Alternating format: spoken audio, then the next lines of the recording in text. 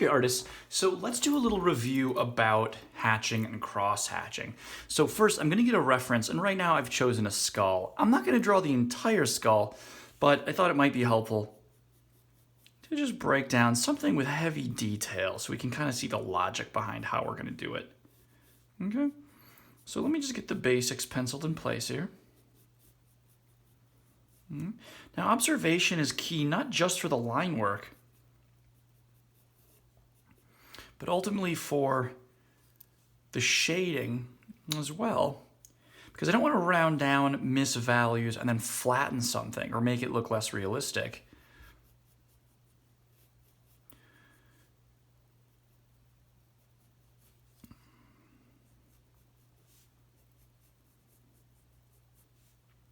Leaving hatching, cross-hatching oversimplified often comes from usually one of two things. Either a lack of confidence, feeling like you just don't have the skills necessary to pull off any more value, or it just goes unnoticed. So we want to try to practice to build that confidence up and really recognize as much value variation as we can to get a more complete picture of our object and its form. Okay.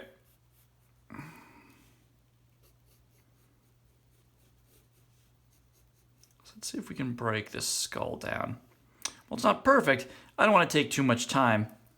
We could spend working on value and how to build it up. So let's go with this for now.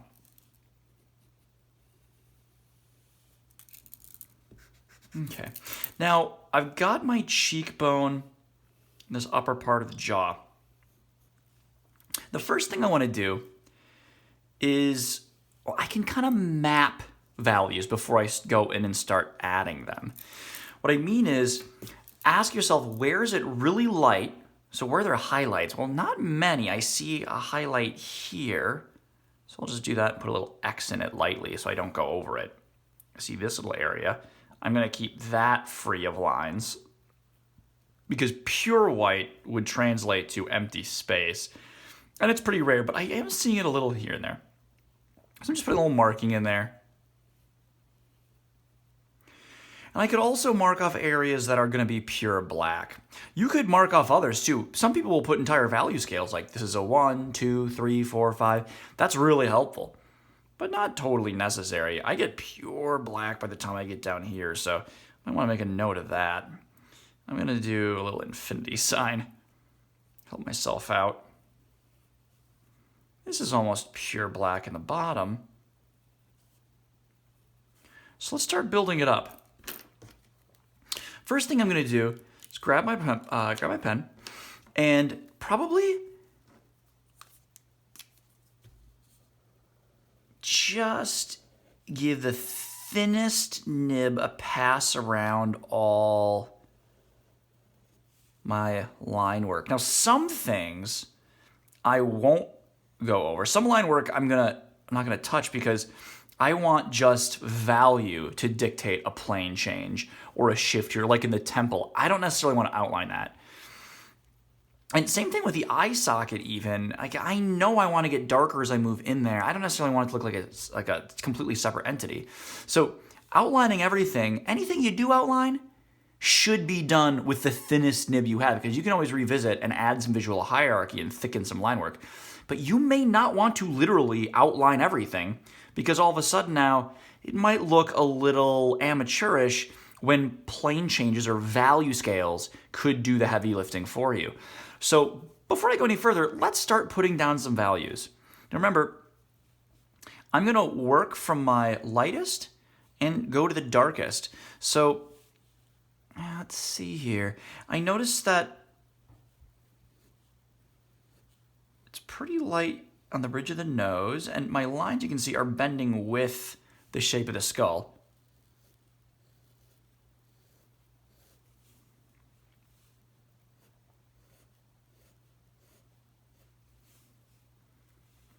I'm going to go around those little areas that I marked off for myself.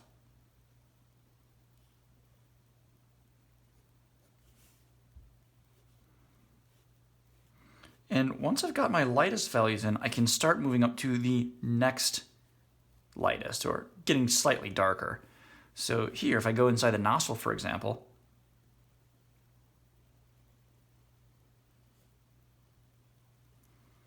seeing this a nasal cavity on the left and the right a little darker.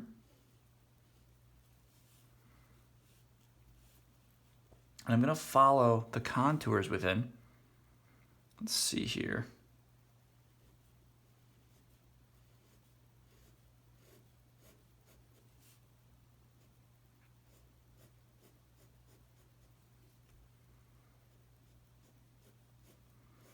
I'm trying to still leave a little space around some of that line work so it can still serve to guide me. I don't want to obscure it so much I can't see it anymore. So I'm just kind of stopping right where I'm going to make some drastic value changes. Here and here. You can see me not quite connecting those lines. Next, I'm going to go in and show where they get darker.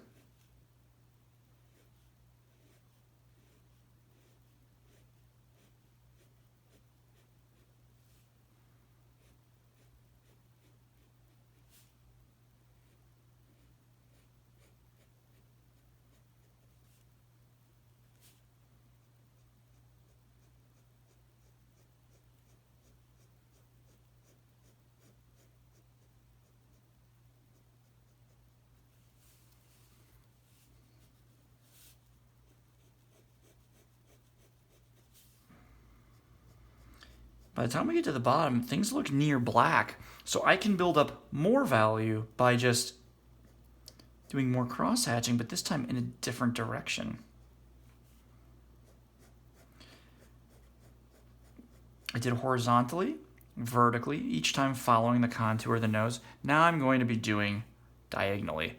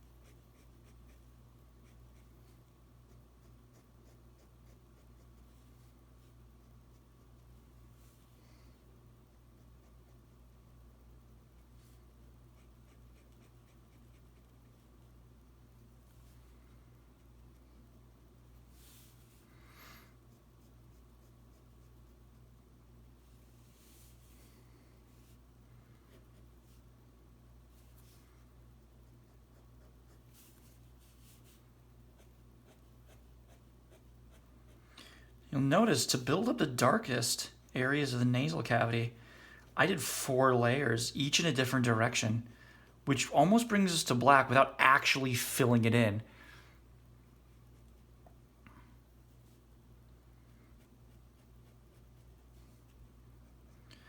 It's not just that that would be cheating, it would be rather jarring to see a completely different technique, or like pressure shading used there.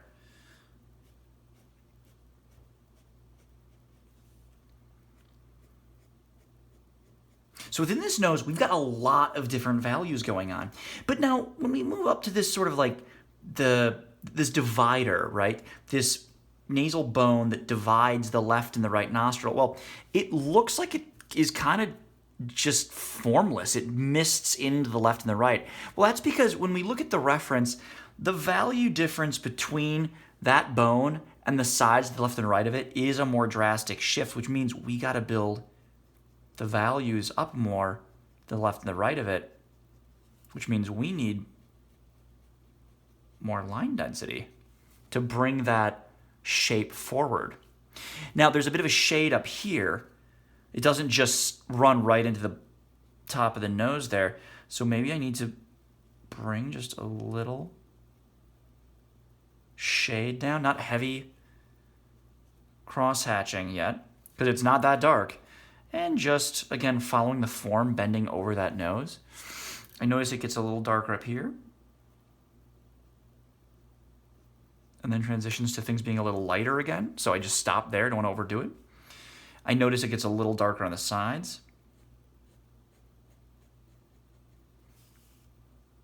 and the little darkest. Mm-hmm. All right, then the eyes. Oh, found that spot I marked out earlier, so I'm not going to run over it. I want to highlight there.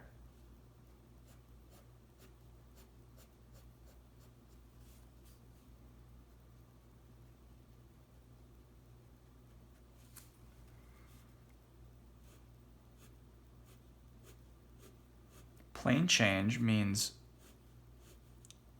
I'm following the form and my hatching goes in a different direction. Which then reads to the eye as, oh, that shifted. There is a new sense of depth there. We're aiding the eye to kind of figure out how the form works. Guiding it along the contours.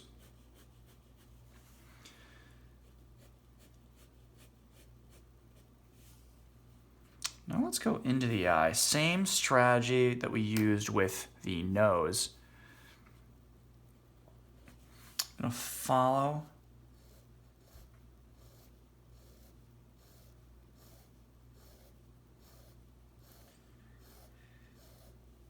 Throw contours in there. Actually, they tend to bend a bit to the side. So when I do my hatch and cross hatching, I want to make certain I'm following that curve. Straight up and down for now isn't terrible, but I'm missing an opportunity to reinforce that dimension. And if I notice, I don't want to do that. Okay. Now this gets pretty dark down here. Let's recognize it gets a little darker up here. There. Now let's try to capture that form.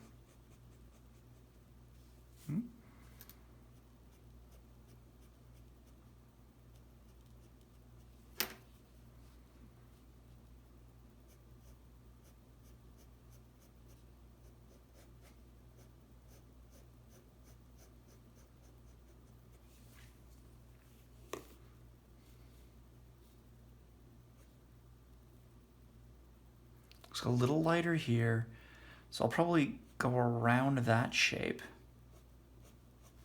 Resume right here on the side.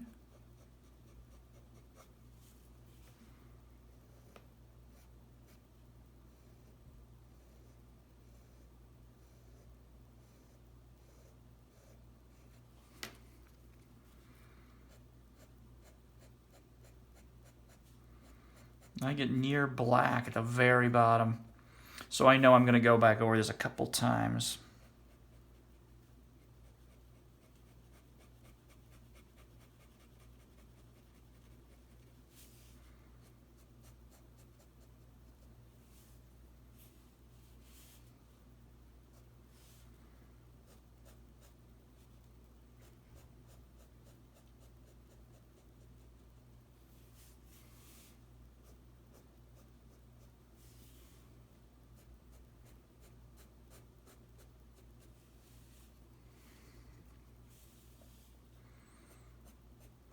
And as I continue working, I just look for those opportunities. Where do things get darker still? And I just keep pushing it from lightest to darkest. Taking care to avoid getting too dark too quickly or pushing things to black when they're really just more of a gray. I don't want to go crazy.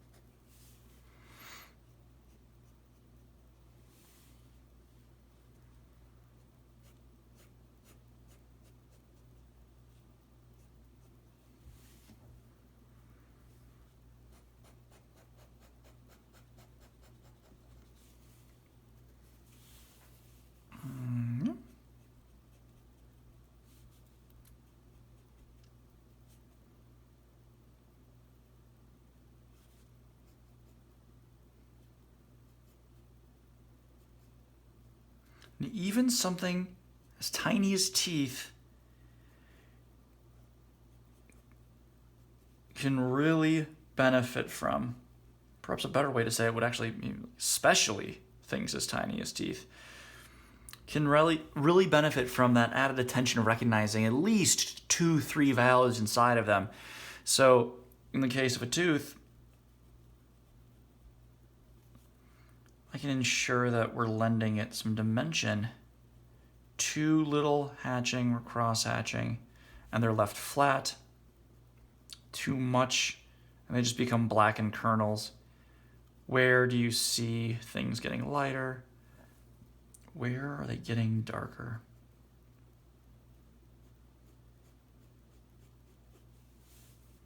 Okay. I hope this was in some way helpful.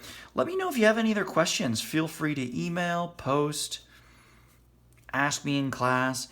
Feel free to do a couple little additional exercises before your final draft if you're not feeling totally confident. Best to experiment with things that work and techniques that don't work on some practice runs before committing to your final draft. All right? I hope this was helpful.